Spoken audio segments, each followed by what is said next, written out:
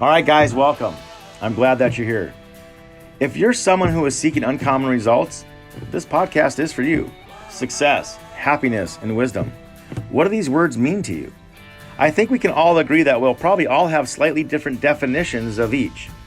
In these podcasts, I get to dive deeply into conversations with some amazing innovators, influencers, and trendsetters that have had different versions of how they define the terms, yet have come out on the other side with amazing, uncommon results. At some point in their lives, they have decided to unshackle themselves from the norm and go beyond all boundaries. All right, everybody. Well, thanks again for joining the podcast. I got a good buddy of mine here today, Nick. I give him a hard time about his last name, but Legamaro. Legamaro. Right? Nick Legamaro, the Note Guy, aka the Note Guy, and from USA Note Pro. Nick, hey man, it's good to have you on, and Nick is a good buddy of mine. I've gotten to know Nick probably over the last year, and we do a lot of time. Okay, I'm going to pause there. Cut that out. Nick and I do a lot of dining. We're always the ones figuring out we're always the one figuring out what restaurants to go to and what we should be doing. Exactly. And no one else really cares about the food. But Nick and I, man, at our next meeting, we already got like 4 reservations to one restaurant, right? Yeah, we're gonna do it right. That's for sure. That's right, man. So hey, awesome. Nick, thanks for being on the show today, man, and thanks for taking the time to be here. And I'm just really excited for listeners to learn about some really unique things that you're doing from a financial perspective, and then also just learning about the things that you've done and the challenges that you've had as a business owner, the successes, and just things that kind of got you to where you are today, right? So thanks for being here, and if you want to just share with your listeners a little bit about your background and who you are, that'd be awesome. Awesome, man. Well, John, thanks for having me, and I look forward to you buying me that next steak dinner, but we'll talk about that later. But anyway, I think you might have. There you go. You're back on. So yeah. So I've been in real estate a while. I'm not like an OG. I'm like a pseudo OG, if you would. I've been doing this I always look at things from a real estate perspective, like who was doing real estate before '07, '08, and '09, right? Because a lot of things that are out there today, there's a lot of guys that are post '07, '08, '09, and not as many that are pre '07, '08, '09, because they got burned and they didn't come back. And I was very fortunate enough to, they say you should learn from your mistakes. Well, hopefully I can share some tidbits today where people maybe be able to not learn from their mistakes, but maybe learn from the mistakes of what we have experienced over time, right, and really put themselves in a position to take control and really have this post-COVID effect really be be positive, not necessarily a negative situation, at least on the financial perspective. So like I started back in real estate in early 2000s, and I did a lot of things the wrong way. Well, back then we didn't know a lot of things that we have access today. We Right. didn't have data like we have today. We didn't have education like we have today. We didn't have the internet like we know it today, and just a plethora of information and that's just readily available at the snap of the fingers, which in the past would take you days or weeks to get the data. It was like the newspaper, right?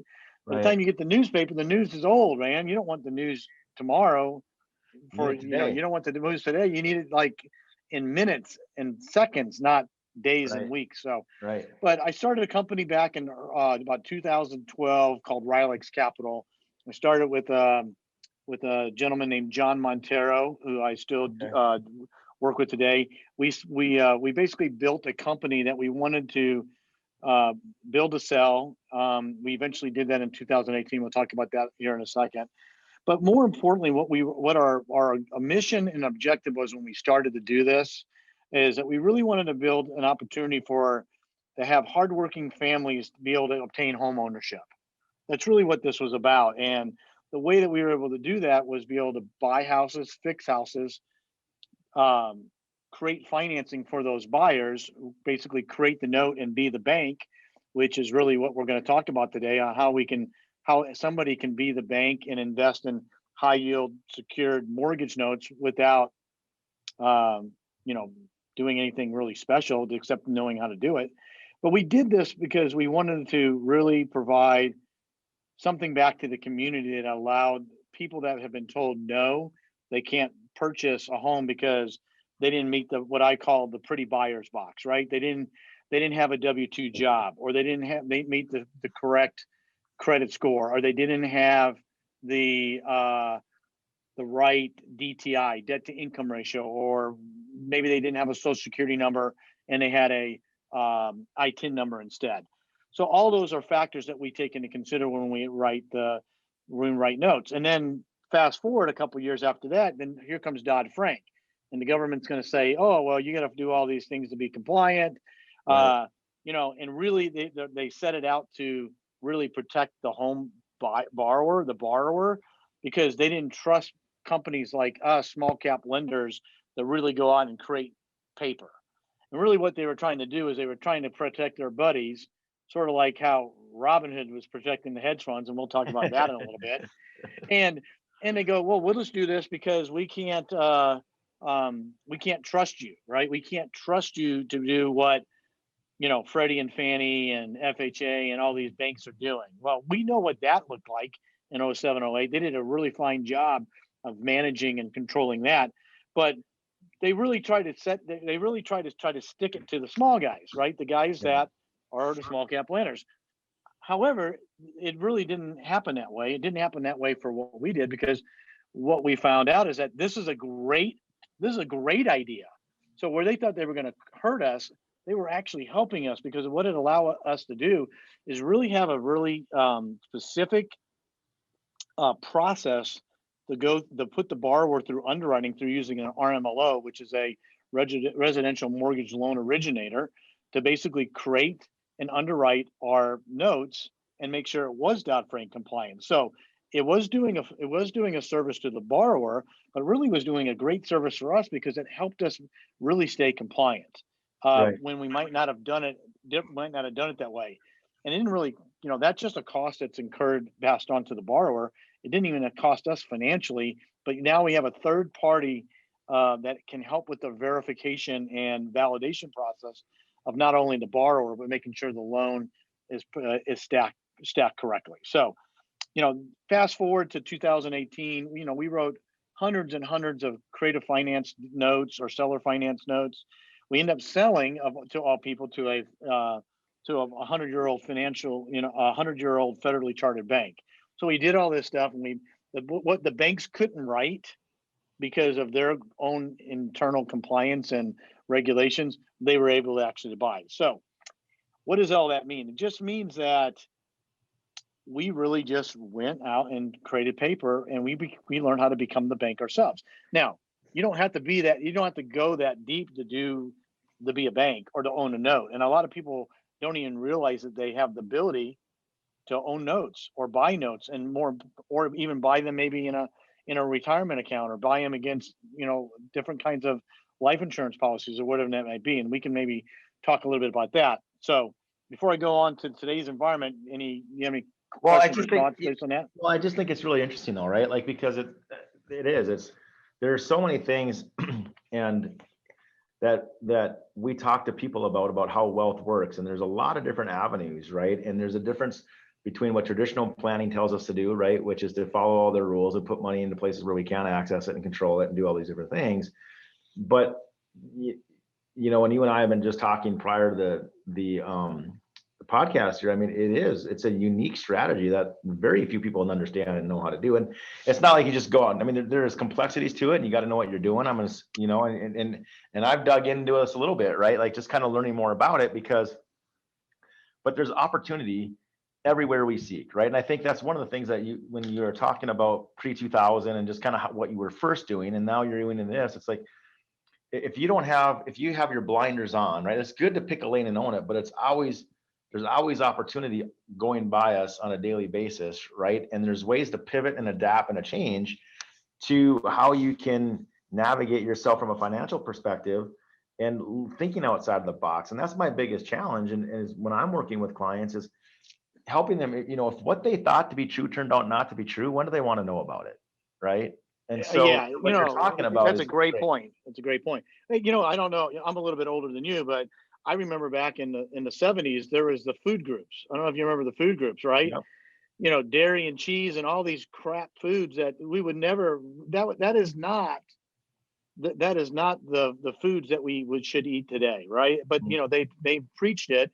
The government told us this was good for us, and in hindsight, it just wasn't, and it was because we didn't know what we didn't know. And that goes same thing with investing and financing, and and investing into whatever. We rely on what I would call professionals to help us in what our needs are, whether it be a legal issue and use an attorney, whether it be using a CPA, whether it be in a financial advisor.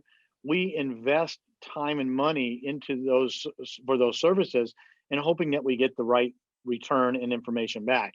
And sometimes it's not true. But more importantly, isn't the information that you get back is not correct, is that what information is not being provided to you that you probably should know to make even a more informed decision on maybe how to invest. Yeah, and I would totally agree with that, right? Because it's not that it's not true. It's just that, is that really how wealth really works, and who does that benefit?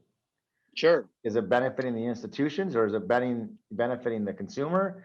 And who's in control of the money? Like when I look at this whole note thing, right? Like you're actually, in essence, you're creating another entity to where you can own paper. I control everything, and the note holder controls everything. Because here's one thing, is that there's a reason why banks are in the banking business, and that's what we need to think of. Is that think about how to be the bank, right? So what does a bank do? Well, a bank doesn't. You go to any city in this United States, the largest buildings in every downtown are bank buildings, hands down. Oh, and Nick, it's funny because I'll ask clients, I'll say, are banks in the business of making money? And what's their answer? It better be hell yes. Hell yes, right? And then I ask them, are the banks doing what they're telling you to do with your money? No, they're not doing it at all. In fact, so where's that disconnect, right? It's like, why are we? The banks are putting their money in their CDs. Their banks are putting their monies in their IRAs. The banks are putting in these monies that they don't have liquidity use control of. They understand velocity of money. Absolutely. And what they do is they control, they don't own. Exactly. Banks control, they don't own. They can, if you have a mortgage with Bank of America on your home, they don't own your home, but they control it because they have the lien on the property, so that if you don't pay, guess what? They have collateral, they have leverage. Okay. They're in a better, and oh, by the way, there's this funny thing called amortization. Run an amortization schedule sometime and see how much of that payment is being made. It's all front loaded with interest. So if you're telling me I can lend you money and you're going to pay me all the interest we agreed to first, then you're going to start paying back the principal. That's a great model. I don't know how the banks pulled it off back and whenever they did it, but it's a great model. And that's why we want to be the bank, because our cost basis is going to continue to go down and down and down. And our risk is going to be mitigated by every payment that's made, because we're getting our interest and we're getting paid up front. So, there again, the banks don't own anything. And my mindset is, I have yet to figure out or find a way or somebody to tell me why what banks do is not a good model, not a good business model. Right. I mean, they know how to make money. Right? Yep. Look, I'm not saying there's anything wrong with investing in the stock market, although I'll say Robin Hood. Okay. There's a good reason right there. I mean, if that's not right writing on, you have to know where your risk is, right? You have to know that if the worst thing happens, are you prepared to take the result? And obviously the hedge funds were not. All right. And these are supposed to be sophisticated individuals, and they had to rely on basically the little guy beat the shit out of them. Well, and the reality is though, the hedge funds aren't going to get hurt. I mean, that's what. Well, they aren't, because they're going to have somebody shut down trading, right? As a result of it, that's basically what happened. Otherwise, they would have got hurt. They would have got hurt pretty good. Right. Well, but they're hurting the smaller investor more than the hedge funds, though, by people not getting into the deal.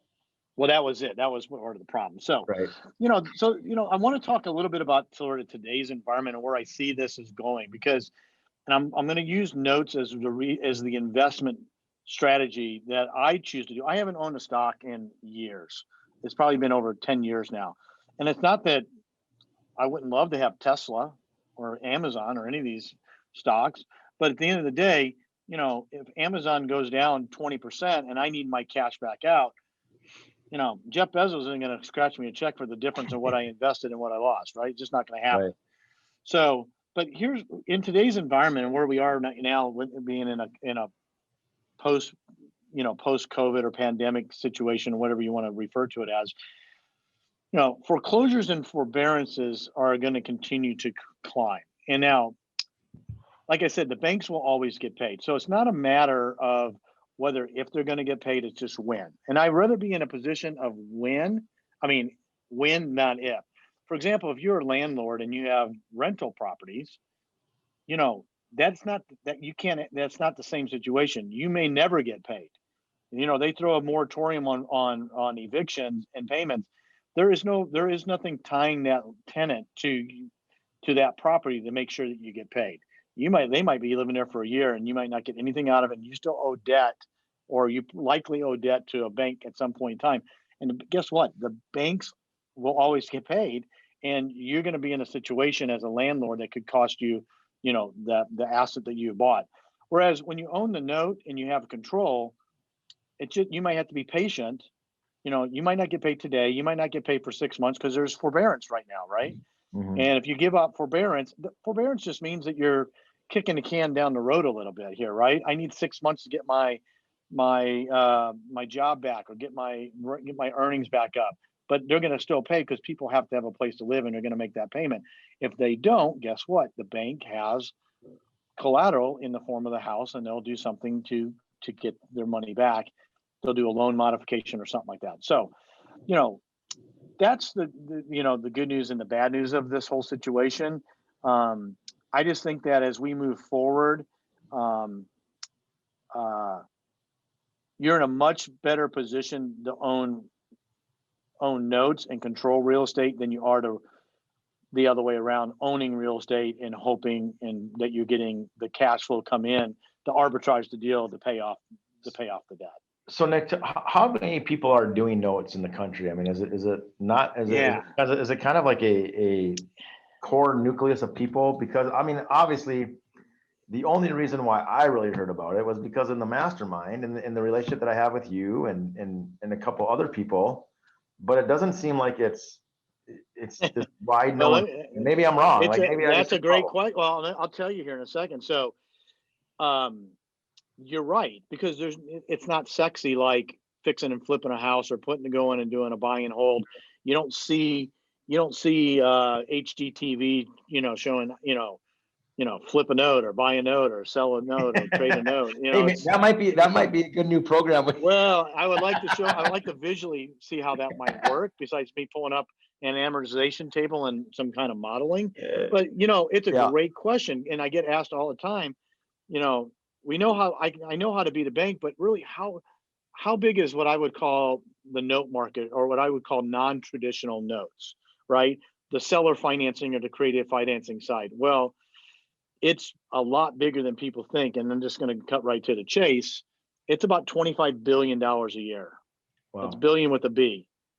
That's a crap ton of private paper that's been written by either individuals or small cap lenders that are not Chase, Wells Fargo, Bank of America, Citibank, the traditional banks that go and write mortgages, not who they are.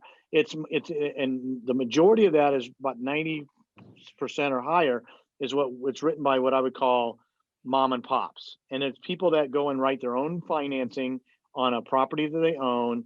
Could be land, it could be a business, it could be a single family house, and they create their own paper.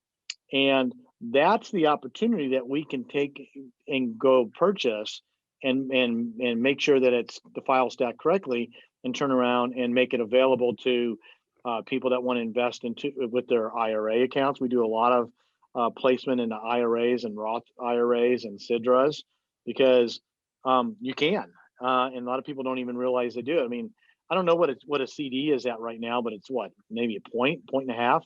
Yeah, I don't even know. High, right? Not very high. So you have money sitting in this basically cash account that's not generating you any return, but it's fairly secure. Well, I would argue that a note is a fairly secure investment if it's purchased correctly and the proper due diligence is done before you buy it. I mean, there's a lot of steps and factors that you got to do, But there's companies that can go out there and can provide you that turnkey note to purchase. And, depending on how secure you want the note to be, you can make anywhere between, say, 6 and 10%. That's a lot more than a CD or a money market or a bond or some kind of bonds. Will it outperform the stock market? I say yes, because in time I don't have the fluctuated. I'm going to get a payment, right? So I'm going to get, if I'm holding a note and I'm getting a payment on it each month of principal and interest. It doesn't matter what doesn't matter who the president of the United States is. It doesn't matter what the economy is doing. It doesn't matter what the stock exchange trading at. It doesn't matter, because my payments, it's consistent. It doesn't matter if the property value goes up or goes down. The only thing that matters is that the borrower makes that payment to the bank, which is me. Well, then there's ways that you can, and maybe you're going to be like, John, I don't want to go there, but from my understanding, there's ways that you can, flip the note, right? Or if you have another Sure. There's ways you can make absolutely quick money on it too, right? Well, there's a note is no different than a property, right? You're just controlling it with the piece of paper. So we buy notes all the time. We sell notes all the time. We fix notes. A lot of notes need to be fixed, just like you So buy a property. explain that. How do you Yeah. fix a note? Because I mean that Yeah. you're kind of like that. It's not sexy to flip a property, but you're fixing a note. Yeah. So like, say maybe it's non-performing. So we buy a note, and at the time that you buy it, the borrower is not performing. So you buy it at a lower right. price, percentage, right? So then you got to make it performing. How do you make it performing? You got to get the borrower brought current. You might have to do a loan modification. Maybe it wasn't serviced through a third party servicing company, because grandma that sold it to the neighbor is getting cash payments on the first of every month, not tracking it and not keeping it. Well, if you're going to buy a long-term performing asset, you want to make sure the due diligence is in order. You want to know the borrower has been underwritten correctly. You want to make sure their files stacked correctly. You want to make sure there's insurance on the property. You want to make sure that there's I prefer it to be service versus self-service, because I want to see taxes and insurance escrowed. Just little things like that. And you want to treat it like as if you're gonna if a financial institution was going to be the owner of that paper. All the notes that I create and sell, everything that we do, it's stacked no differently than a Wells Fargo file, and then we can go and sell this to anybody, and it'll pass their due diligence test, and it'll pass their performance to make sure that it's a quality asset that's actually going to do what it's supposed to do. And how many people do you have on your team, Nick? And how many, how is it escalated from, when you kind of got into this to where you guys are now? Yeah.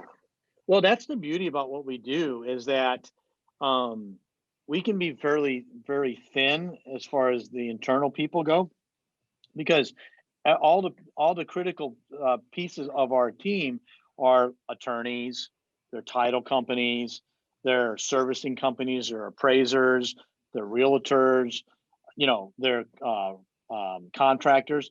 They're all people that we outsource to do whatever we need to do to make this thing work for the thing. So we don't have to bring a lot of overhead in-house, because all that stuff is going to be done by a third-party professional for whatever those particular tasks need to be done to help validate the model. So your overhead can be pretty low on this, as long as you have the good interaction between certain professionals. Yeah. So I think from that perspective, I mean, it's crazy out there right now. I mean, some of the stats I've seen recently is 85 million people were having, reporting trouble paying for their household bills. Okay, well, what does that mean for if you're a note holder? Well, a person's going to probably they're going to probably default or not pay on a lot of other things besides their mortgage, right? So they're not going to pay credit card bills maybe, and how does that affect those companies, right? Those stocks, there could be some issues with that. But I think none of that stuff is really that much of a consequence right now. It's just like, really, what do we want to do? This is an older article, but I remember it quite clearly from back in 2013. It was from the Washington Post, and they basically said buying mortgage notes can provide a savvy investor with secured returns without the hassles of buying and fixing a property, basically, right? And it basically says, mortgage notes, they can be, just like an industry giant such as Bank of America or Wells Fargo. We've already talked about that, but I just think that people don't realize that mortgage notes are actually a buy and hold, are a legitimate buy and hold strategy and investment option, because they probably had never even heard of it before. Yeah, I mean, it's not, I don't think it's very common knowledge. So, do you do training do you have courses that people can sign up for, or how can people reach out to you, or, Yeah, a little bit well, about they can go to, we'll put it in the show notes or whatever, but they can go to usanotepro.com, USA note, N-O-T-E pro.com. There's some information on there if anybody reaches out, and my email is nick@usanotepro, and we can send out we got a little ebook. It's called 10 questions you must ask before buying real estate notes. And it just talks about things like the due diligence process and, how to protect what you're doing. But, you can either do it yourself or you can find somebody to do it for you, right? And I am a firm believer of do what you do best and then let somebody else do the rest. So if you're not going to be a full-blown mortgage note expert, find somebody that can help provide you those things. So we don't do a lot of training per se on how to buy notes, but if we have we do webinars on occasion, and we basically educate. And then if somebody wants to, they can go out and find their own note, great. And if they want us to provide a note and get the return, then we can do that too. But we don't do funds. We don't do fractionalization of notes. If you're going to buy a note, you're going to get the whole note, or whatever you buy is yours to purchase. Right. So, and I think it's important too, because as an investment advisor, right, I'm not promoting or suggesting that you go Nick that can help you and guide you, again, because this isn't investment information or tax advice or legal advice. Yeah, right? I am not a CPA. I'm not an attorney. I'm not your financial advisor. I'm just telling you what we do or what I do personally. And I would strongly recommend people to go do their own research and due diligence, see if it's the right fit for them. I mean, it's just, this is stuff that I put my mom and dad in and my relatives in, because I know that this is a far better and more secure investment than what they're doing right now. And that's just it. It's gonna outperform money markets and treasuries and corporate bonds, and I think even buy and hold real estate. Now people will say, well, if I buy and hold, I get the depreciation. Well, great. Depreciation is a very powerful thing, and it's very initially. But my point is, back to what I said earlier on when we started talking, is that I follow the model of being the bank. Okay. If I don't think the banks give two rips about depreciation. If they did, they would figure out how to take the depreciation, because banks are greedy. Banks are mean, man. They want everything for themselves, and they don't, you know what I'm saying? So, if we follow that same thing, now we can be Banks nice are about mean, man. They're mean. They're mean. They don't tell you all their little secrets. They're mean, man. They come after you. Anyway, that's neither here nor there. But if depreciation was that important, they would probably figure out a way to take advantage of it. Well, and the reality is too, is that and why I said initially is because even if you ever go to sell the property, you got to recapture it, you got to pay tax on it. You're just reducing that, and at some point in time, the depreciation is going to run out. And so, yeah, I mean, there's tax advantages to it, but again, what is your overall scope and scope? But I mean, just you don't want to buy properties just because of depreciation, because eventually it's not going to do anything for you. Yeah, exactly. Look, and this is a long-term investment strategy, right? So you're going to you buy a 30-year note, or you invest in a 30-year mortgage. Remember, you're getting all that interest sort of prepaid and paid down. So if you look at an amortization, right now the average borrower it just went up a little bit, but it's about, let's call it 10 years. So somebody writes a 30-year note, okay, and they pay it off in 10 years. And let's say the interest was 7%, because remember, these aren't bank notes. These aren't the pretty borrowers. These are the borrowers that can't go down to Wells Fargo or Chase to get a loan. And they're not that they're bad borrowers. They just don't check all the boxes. We talked about Right. this. So, when you own a note that's controlled by and you're controlling the real estate, and let's just use simple math. Okay. Let's say it's $100,000 note and it's 10% interest, right? So that's $10,000 a year in interest, right? Yep. Right, 10%. Okay, so if you run that at amortization and you look at that payment, I don't know exactly what it is, but I'm going to tell you right now, year one, that $1,000 10%, if that's $1,000 payment, $990 of it's going to interest, or $980 going to I'm interest, gonna run an and $20 amortization going. schedule for you right now, and I'll give you the number. Yeah, run it. Just run on because most of the stuff that we do it's somewhere between 9 and 10%. Is it amortized over a 30-year? Is it amortized over a 30-year Yeah. note though? Do it on 30-year. Okay, and then 10%. Do $100,000 at just do it 9.5%. So your monthly interest is $833. And what's the payment total? The payment total is $878. Okay, so that example, $833 a month is interest. And what's the principal? And principal is $30? Principal is $44. Okay, so fast forward on that table, go out 10 years, go out 120 months. Okay. Okay. So go out 120 months and tell me what the UPB is, the unpaid balance after 120 months. 99,541. 99,541. So if they call the bank, who's the bank in this example? It's you, right? Yep. They're going to make somebody's going to call the bank, which is me or you or whoever has the note, and they're going to ask for the payoff on the note. Okay.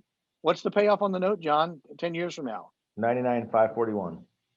And we started at $100,000, right? Right.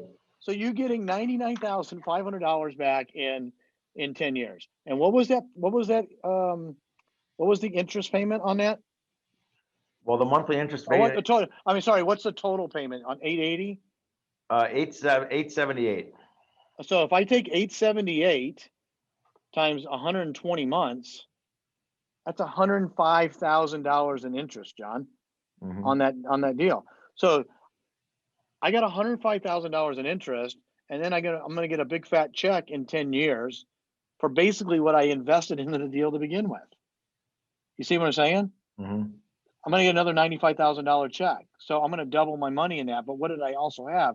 I had security. So every year, let's say I made $105,000 in interest, and let's just say arbitrarily, it's a $10,000 a year for 10 years. That's basically $100,000. Well, so after year one, my cost basis went from 100 down to 90.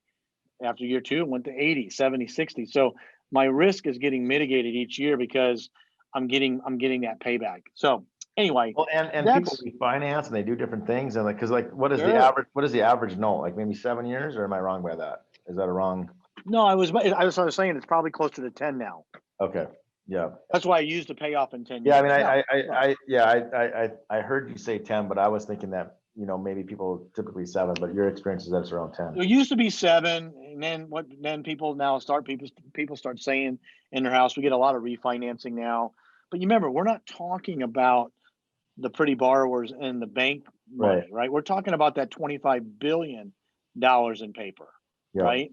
We're not talking about the other stuff that's been written. We're looking at the 25 billion, and that allows us to really take these numbers and really get things. So, but I do want to talk just a little bit about some of the things that note buyers really need to be sort of cautious of, because you can go out on there's places you can go find notes. You probably go on Facebook and say I buy mortgage notes, and there's plenty of places to go find notes, but you got to really be careful on certain things. And a lot of questions we get asked is like, really, how is my money secured? Well, it's secured by the property, which is because there's a deed of trust that's filed, right? And there's a lien position on there that protects that investment in the event of a default or a sale or whatever it might be. So that's the one thing. And then the other question I get asked quite a bit, and this is sort of interesting to me, they go, why is the borrower willing to pay such a high interest rate? Because people say, oh, rates are 2.5%, 3% now. and we're writing notes and buying notes that have 7, 8, 9, 10% interest rate. They go, why are they willing to pay? Why do they pay such a high interest rate? Well, it's pretty simple. One, they got to be able to qualify first for that cheap money, which is extremely difficult to do. But two, because their alternative is renting. And if you want to be a homeowner and you want to buy, what's the interest rate on rent, right? The interest rate on rent, you can't calculate it because you get zero value back, right? If you got $1 back for every $1,000 of rent you paid, you could theoretically figure out what the interest rate is, right? But here, they're getting zero value out of high interest rate. In fact, here's an interesting story. I just pulled up a mortgage note that was written 6.5 years ago, and it was written at $85,000 with 10% down, 10% interest, and it's been performing for 6.5 years. And that borrower is paying a lot of money in interest expense. But what are they getting? Well, they're getting to deduct the interest expense, first of all, right, on their taxes. They're getting to deduct property tax on their taxes. But you know what that property is worth now? It's worth $165,000. It's almost doubled in 6.5 years. Now, is that going to happen everywhere? Absolutely not. But my point is this. Do you think that borrower is ecstatic that they got a $165,000 asset, even though they're paying a 10% mortgage on that deal? Well, I think not only that though, Nick, I think too, it gives them, because there's a difference between a house and a home, and people have that emotional tie. Like they feel like, I think it's even more of an emotional thing versus an investment. Cause I don't think your home is an investment in that situation. Yeah, I'd appreciate it, but it's more even just a peace of mind of an emotional, like they can call something their own. Right. And to your, absolutely. I mean, there's no question. And to your point though, it's not that they're bad lenders. They just maybe had a couple of things that happened to their credit to where they can't get the good financing. And a lot of these people have really good jobs. They have really good cash flow. They have, if you do your due diligence and there's certain situations, as we all understand, life happens and it throws people curveballs, and and so it gives people an opportunity, right, to have home ownership that otherwise wouldn't happen. So cool. But there's a lot of people that are self-employed, even more so now than there were 2 years ago, even more so moving forward, because there's people that have lost, corporate jobs, and they're going to have to go create their own opportunity. That's just the way things are going to be. And that's what I'm trying to teach both my kids. I say, like, look, you can go work for somebody, but that job could be gone tomorrow, and you need to be able to create yourself some opportunity. Well, this is sort of, if that's the path you take, you're going to have to be creative in some other way if you want to have home ownership, because banks just don't want to, they got to be in that very specific box. But, some of the things like I want to say on like the due diligence checklist that like we look at that I think are important for people to consider. You need to know, who's selling the note. Is it a broker or is it an originator, right? So who actually owns it? Are they brokering it? Are they like controlling it and marking it up and selling it? Or do they actually own it and have some history of the performance, for example? We want to, but the key components of the note is going to be, what's the principal balance? What's the interest rate? What's the term or length of the mortgage note? How is the property? What does the property look like that's securing that note? Is it in good shape? So things are that's all part of the due diligence package. Was it underwritten correctly, or was there Dodd-Frank? Is it Dodd-Frank and Safety Act compliant? Are there original documents in the file? Was it a deed of trust? Is it a contract for deed? Things like that. But when we sell our notes, like we're sitting, I don't know what's in our portfolio right now, because there's always, notes coming in, going out. Some are performing, some are not performing, some are sub-performing, now they're re-performing. But at the end of the day, if and when we go sell a note to an investor, we have, it checks all the boxes, because when we buy stuff, our intent is to hold it for the duration of the note. When we go to sell something, it's because somebody is looking for an asset, and or we want to reinvest in them more. We buy them for X and sell them for Y, and we make a spread. I mean, there's no secret to it. But what we do is we add value to it, because now we know that it's like buying a car for your kid, right? You don't just you don't just put them in a used car for you. You don't just put them in the car and say, go drive to California. You drive it around for a little bit, make sure the brakes all work and get it checked out, make sure that it's safe and reliable so they don't get halfway where they're going and have it be a problem. Well, notes are the same way. We don't know if we buy a note, we don't know it's been performing for 5 years, let's say. We don't know what's happened in that 5 years. Right. We don't really know. We don't know what's changed in the borrower's profile since then. So we want to take it in and we want to make sure that it's serviced and everything is done correctly so that when we give that note to an investor or they purchase the note, they have a really good, at that point in time, I can't predict the future. No one can, but we know at that particular time exactly what it is that we're holding, and the price is driven by exactly what that note looks like. Right. Well, awesome, dude. Well, is there anything else that you want to share? And we've been talking a long time already, man. It's been good. Yeah, no, it's good, but I would just say anybody that wants more information, hit me up on the account. Send me an email if you want the passive note guide, the investing guide, the ebook. It's 10 questions, whatever it is there. I'll be happy to send it out to you. Yeah, I just think it's a great opportunity. Look, here's the way I look at it. We should be diversifying in our portfolios anyway. It's just that simple. You don't want to have all mutual funds. You don't want to have all CDs. You don't want to have all stocks or international, whatever it is that you want. You want to make sure that you're diversified, and I really think of it from the long term. I'm getting older and I'm not 20 or 25, 30 anymore. There's a different investment strategy, I think, for those types of investors. This is for people that I think that are looking for cash flow and want to really have some kind of equity preservation or wealth preservation as a because you don't want to risk the capital stack if you don't have to, right? You want to keep. Yeah, sorry, I didn't mean to interrupt you, but no, good. You're good. No, that's all I was going to say. It's just another form, an opportunity, right? To look at, maybe there's things that people don't know about, and that's what we're doing this for, is to share with ideas and things that, Nick, I mean, you're killing it, right? You're doing, a lot of awesome things. And it's just a different way to help and influence and guide people. And again, we're not saying this as an investment advice. We're not saying to go do this, right? Oh, absolutely not. This, do yourself due diligence, look into it. And just, and you have a professional that you can reach out to, Nick. Again, Nick, AKA Nick, the note guy. I love that dude. And then, and then USA Nick or USA Note Pro. And then your email is nick@usapro.com. Is that right? Yeah, Nick at USA Note Pro. Yes. Oh, sorry, usanotepro.com. Yeah. So anyways, man, well, so, I feel like, again, it's just a good different perspective for people to realize that there's other opportunities out there. Yeah. Take that, look at some of that IRA money that's sitting there that's just basically collecting dust.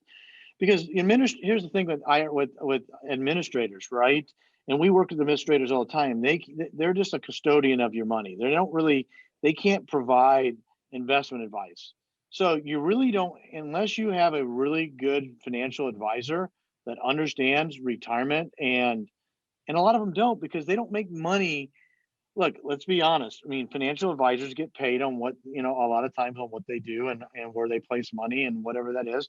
And there's nothing wrong with it. Everybody's got to make a living. But if they can't make money off of it, it's really hard for them to really make a recommendation, not because it's not good. It's because if you take your stack of capital and cash and you go invest it in something that doesn't pay them a commission, then they're working for free, and that's not a good business model. And that's why I love what I do on the finance side, is because we show clients how to do that and take advantage of opportunity where it doesn't matter to me what they do. Exactly. It's about opportunity, liquidity, use and control of your capital to take advantage of these opportunities. And it's where you store your wealth in order to do that. And those are the things that we talk to our clients about, but it's built in such a way so they can go do these other things. Right. Absolutely. So yeah, man, I think it's, there's just a lot of opportunity out there. And again, I appreciate you coming on here. We talked for about almost an hour today. And I know it's great, man. It's good stuff. to do it. Well, I hope that and shares a little light on sort of where we are and what we do, and what, more importantly, what people probably should take into consideration and at least research.